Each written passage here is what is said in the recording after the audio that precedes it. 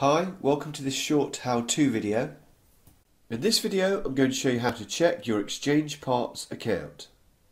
To start off with, I need to check how many exchange parts I have in stock and when they're due to be returned.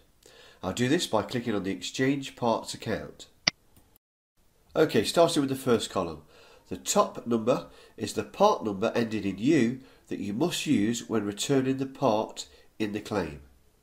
The lower part number ending in X is the original part number that you ordered.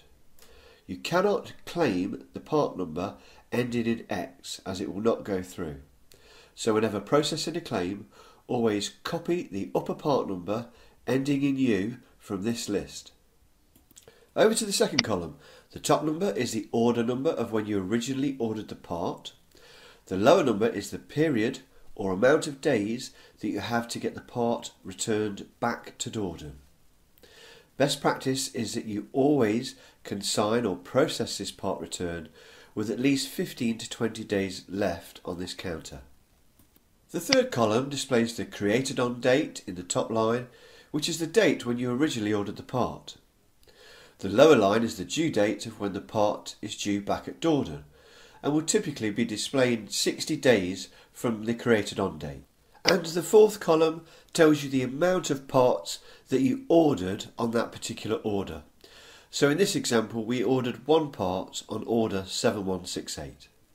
The remaining four columns to the right are only temporary views of the actual part being processed back at Dordon. These will display the amount of parts being credited, the date and the claim number they're being credited on. For a more historical view of what's been credited in the past, you need to go to Document Administration, because this display will only show information for about 10 to 15 minutes at the time of the part being processed. So now I'd like to see if any charges were applied to the part that I sent back last week. And to do this, I'm going to look at my exchange parts account in Document Administration.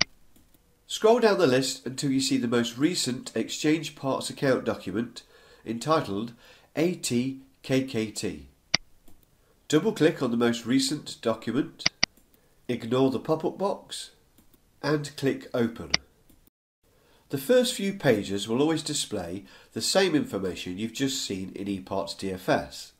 The part number, the amount, the date you purchased it and the duration left to return the part. The information I need is on the last page of the document. Here it is. I'll just make it a little bit bigger.